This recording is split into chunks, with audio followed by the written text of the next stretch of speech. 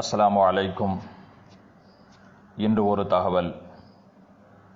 வரலாற்று தொடர் 448.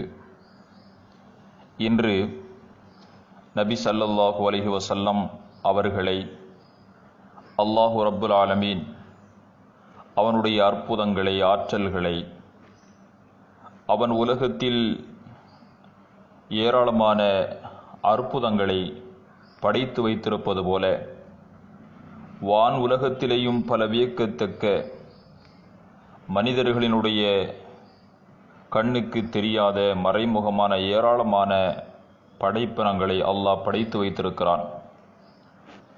அவைகளையெல்லாம் ஒரு தூதுவராக இருந்த முகம்மது நபி ஸல்லல்லாஹு அலைஹி வஸல்லம் அவர்கள் பார்த்து அவர்களுடைய ஈமான் உறுதியாகி பிறர்களையும் இதன் பக்கம் அழைக்க வேண்டும் என்பதற்காக அல்லாஹு ரப்புல் ஆலமீன் வான் உலகத்திற்கு அழைத்துச் சென்றார். இத்தனை நிகழ்வுகளும் ஒரே இரவில் நடந்து முடிந்தது. அங்கே அழைத்துச் சென்று அவர்களுக்கு 5 நேர தொழுகையை கொடுத்து, இதை உங்கள் சமூக மக்களிடத்தில் நீங்கள் போய் எடுத்து சொல்லி அவர்களை தொழுகை உடையவர்களாக ஆக்குவது உங்களுக்கு தலையாய பொறுப்பு என்பதை அல்லாஹ் கொடுத்து அனுப்பினார். இந்த பொறுப்புகளை வாங்கி கொண்ட ரசூல் ஸல்லல்லாஹு அலைஹி வஸல்லம் அவர்கள் கடைசி உயிர் என்னுடைய உடலில் இருக்கும் வரை அத்தனை நபர்களையும் தொழுகையாளிகளாக ஆக்குவதற்கு நான் கடுமையாக உழைப்பேன் என்று தன் உள்ளத்துக்குள் உறுதி கொண்ட நிலையில் இந்த பூமிக்கு வருகிறார்கள். வந்தவர்கள் மக்களையெல்லாம் ஒரு இடத்தில் ஒன்று திரட்டி, மக்களே, நான் நேற்று இரவு அல்லாஹ்வை சந்திப்பதற்கு வான் உலகத்திற்கு சென்று வந்தேன் என்ற இந்த விஷயத்தை சொல்லும்போது எதிரிகள், உனக்கென்ன பைத்தியமா பிடித்துவிட்டது, அல்லாஹ் பாதுகாக்க வேண்டும். முகம்மது நபி ஸல்லல்லாஹு அலைஹி வஸல்லம் அவர்களை பார்த்து கேட்டார்கள். நேற்று வரைக்கு நபி என்று சொல்லிக் கொண்டிருந்தார், இன்றைக்கு ஆகாயத்தில் பறந்ததாக சொல்கிறார். இது எப்படி சாத்தியமானது? இது எப்படி முடியும்?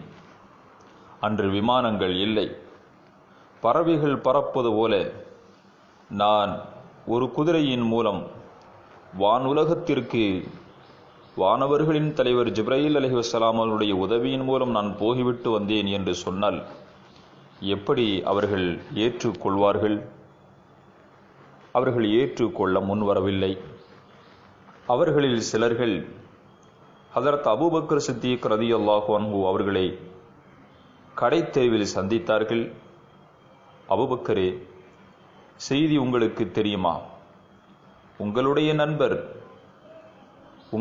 நண்பர் வான் உலகத்திற்கு சென்று விட்டு வந்ததாக ஒரு கதை விடுகிறாரே, இவரெல்லாம் பைத்தியக்காரர் தானே, இவரோடு ஏன் நீங்கள் பழகுகிறீர்கள், சகவாசம் வைத்துக் கொள்கிறீர்கள் என்று கேட்கும்போது அப்துர் ரஹ்மான் என்று அனைவர்களாலும் அழைக்கப்பட்ட அந்த தோழர் சொன்னார், என்னுடைய அருமை தோழர் முஹம்மது ஸல்லல்லாஹு அலைஹி வஸல்லம் அவர்கள் அவருடைய சிறு வயதில் இருந்து 40 வயது வரை அவரோடு நான் பழகியிருக்கிறேன். அவரிடத்தில் ஒரு சிறு குறைகளை கூட நான் இதுவரைக்கு கண்டதில்லை. எந்த நிலையிலேயும் எக்காரணத்திலேயும் பொய் சொன்னதில்லை. அந்த முஹம்மது ஸல்லல்லாஹு அலைஹி வஸல்லம் அவர்கள் நான் வான் உலகத்திற்கு சென்று விட்டு வந்தேன் என்று அவர் சொன்னால் உண்மையில் அது உண்மையாகத்தான் இருக்கும் என்று நபியவர்கள் தன்னிடத்தில் வந்து சொல்வதற்கு முன்னாடி அடுத்தவர்கள் சொன்னதை கேட்டவுடன் உண்மைதான் என்று ஒப்புக்கொண்ட மனிதர்தான் அப்துர் ரஹ்மான் ரலியல்லாஹு அன்ஹு. இவர்களுடைய இந்த உண்மை தன்மையை தான் நபி ஸல்லல்லாஹு அலைஹி வஸல்லம் அவர்கள் சித்தீக் என்ற பெயரை அவர்களுக்கு வைத்தார்கள். உண்மையான அவர்களுடைய பெயர்கள் மங்கி இந்த சமூகத்தில் அபூபக்கர் சித்தீக் ரலியல்லாஹு அன்ஹு என்ற பெயர்தான் காலாகாலத்திற்கும் நிலைத்து நிற்கிறது என்பதையும் இந்த மிஅராஜுடைய பயணத்தை உண்மைப்படுத்தியதற்கு அவர்களுக்கு கிடைத்த பரிசு இது. மேலும் நபி அவர்கள் நான் வான் உலகத்திற்கு செல்லும்போது காபாவில் மக்காவில் இருக்கிற வியாபாரிகள் ஷாம் தேசம் இன்னும் பல பகுதிகளுக்கு அவர்கள் வியாபாரம் செல்வதற்கு சென்றார்கள். இன்ன குடும்பத்தில் உள்ள இன்ன நபர் இன்ன இடத்தில் அவர்கள் வியாபாரம் செய்து கொண்டிருப்பதை, அவர்கள் தங்கி கொண்டிருப்பதை நான் என் கண்ணால் பார்த்தேன் என்றும் சொன்னார்கள். இன்னும் சிலர்கள், நான் இங்கிருந்து பைத்துல் முகத்தஸிற்கு என்னை அழைத்து செல்லப்பட்டது என்று சொல்லும்போது பைத்துல் முகத்தஸனுடைய பள்ளிவாசலை பற்றி கேள்வி கேட்டார்கள். ஏனென்றால் அதுவரைக்கு நபி ஸல்லல்லாஹு அலைஹி வஸல்லம் அவர்கள் பைத்துல் முகத்தஸ் பள்ளிவாசலுக்கு போனதில்லை. நபி அவர்களுக்கு அல்லாஹு ரப்புல் ஆலமீன் அந்த பைத்துல் முகத்தஸனுடைய முழு வடிவங்களையும் அவர்களுக்கு காண்பித்து அதில் எந்த இடத்தில் எந்த பகுதியில் என்னவெல்லாம் இருக்கிறது என்பதை மிக தெளிவாக அந்த மக்களுக்கு விளக்கிச் சொன்னார்கள். இதுவெல்லாம் உண்மையை அவர்கள் ஏற்றுக்கொண்டு நல்லடியார்களாக இந்த பூமியில் வாழ்வதற்கு அல்லாஹ் ஏற்படுத்தி கொடுத்த மிகப்பெரிய ஒரு அற்புதம். ஆனால் அப்போதும் அந்த மக்களில் அதிகமான நபர்கள் அதை ஏற்றுக்கொள்ள முன்வரவில்லை. வான் உலகத்திற்கு சென்று அங்கு நடக்கக்கூடிய மனிதர்கள் படக்கூடிய அவதிகளை, வேதனைகளை இந்த சமூகத்தோடு பகிர்ந்து கொண்டார்கள். அவைகளில் அனாதைகளின் சொத்துக்களை அநியாயமாக பயன்படுத்தி கொண்டவர்களை நான் பார்த்தேன். அவர்களுடைய உதடுகள் ஒட்டகங்களின் உதடுகளைப் போல இருந்தது. அம்மிக்குளவிகளை போன்ற நெருப்பு கங்குகளை அவர்களது வாயில் தூக்கி எறியப்படவே அது அவர்களின் பின் வழியாக வெளியேறி கொண்டிருந்தது. வட்டி வாங்கி வந்தவர்களை பார்த்தேன். அவர்களது வயிறு மிக பெரியதாக இருந்தது. அவர்கள் தங்களது இடங்களில் இருந்து எந்த பக்கமும் திரும்ப சக்தியற்றவர்களாக இருந்தார்கள். ஃபிரௌனின் குடும்பத்தாரின் நரகத்தில் கொண்டு வரப்படும் போது அவர்கள் இவர்களை கடந்து செல்வார்கள். அப்போது அவர்கள் இவர்களை மிதித்தவர்களாக செல்வார்கள். விபச்சாரம் செய்தவர்களையும் நான் பார்த்தேன். அவர்களுக்கு முன் கொளுத்த நல்ல இறைச்சி துண்டும் இருந்தது. அதற்கு அருகில் துர்நாற்றம் வீசும் அருவருப்பான மெலிந்த இறைச்சி துண்டும் இருந்தது. அவர்கள் இந்த துர்நாற்றம் வீசும் இறைச்சி துண்டையே சாப்பிடுகிறார்கள். நல்ல கொளுத்த இறைச்சி துண்டை விட்டு விடுகிறார்கள். பிற ஆண்கள் மூலம் குழந்தை பெற்றுக்கொண்டு அதை தங்களது கணவன் மூலம் பெற்ற குழந்தை என்று கூறும் பெண்களையும் பார்த்தேன். இத்தகைய பெண்கள் அவர்களின் மார்பகங்கள் கட்டப்பட்டு அதில் அவர்கள் தொங்கிக் கொண்டிருக்கிறார்கள். இந்த வேதனைகளையும் நான் கண்ணால் பார்த்தேன். நபி ஸல்லல்லாஹு அலைஹி வஸல்லம் அவர்கள் இந்த நிகழ்வை சஹாபாக்களிடத்தில் சொல்லிவிட்டு அழுதார்கள். அல்லாஹும்ம அஜிர்னா மினன் நார், அல்லாஹும்ம அஜிர்னா மினன் நார்.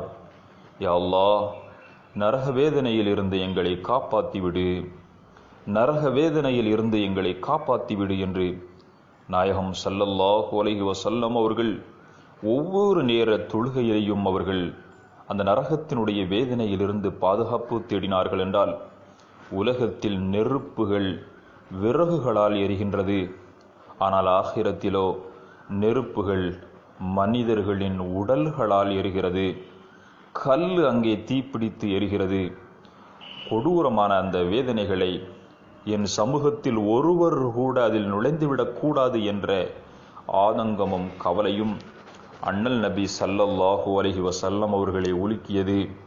ஒவ்வொரு தொழுகையிலையும் அல்லாஹ்விடம் கேட்பார்கள், அல்லாஹும்ம இன்னா நஊது பிக்க மின் அதாபில் கபர். இறைவா, கபருடைய வேதனையை விட்டு உன்னிடத்தில் நாங்கள் பாதுகாப்பு தேடுகிறோம். வ நஊது பிக்க மின் ஃபித்னத்தின் நார், நரகத்தினுடைய வேதனையில் இருந்து உன்னிடத்தில் பாதுகாப்பு தேடுகிறோம். வ நஊது பிக்க மின் ஃபித்னத்தில் மஹ்ஷர், மஹ்ஷர் மைதானத்தில் ஏற்படக்கூடிய பீதியை விட்டு உன்னிடத்தில் நாங்கள் பாதுகாப்பு தேடுகிறோம். ஏராளமான பாதுகாப்புகள்.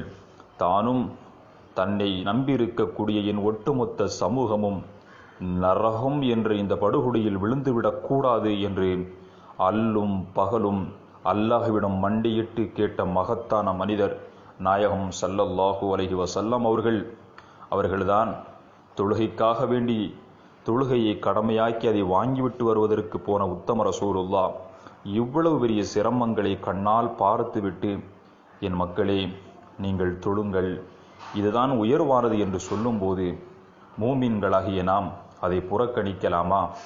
பாங்கு சப்தம் கேட்கும்போது ஷைத்தான்கள் ஓடுகிறார்கள், மனிதர்களாகிய நாம் ஓடலாமா? திருக்குர்ஆனுடைய வசனங்கள் ஓதப்படும் போது ஷைத்தான்கள் கவனமில்லாமல் அசால்ட்டாக இருப்பது போல மூமின்களாகிய நாம் மஸ்ஜிதுகளில் குர்ஆனுடைய வசனங்கள் ஓதும்போது வேகமாக போய் அதில் கலந்து கொள்ள வேண்டாமா? என் அன்பான மக்களே, தொழுகையை உதாசீனப்படுத்தாதீர்கள். இதுதான் நாளைக்கு நமக்கு ஈடேற்றத்திற்கு வழி என்பதை புரிந்து கொள்ளுங்கள். இன்ஷா அல்லாஹ் நாளை வேறு ஒரு தகவல்களோடு உங்களை சந்திக்கிறேன். அஸ்ஸலாமு அலைக்கும்.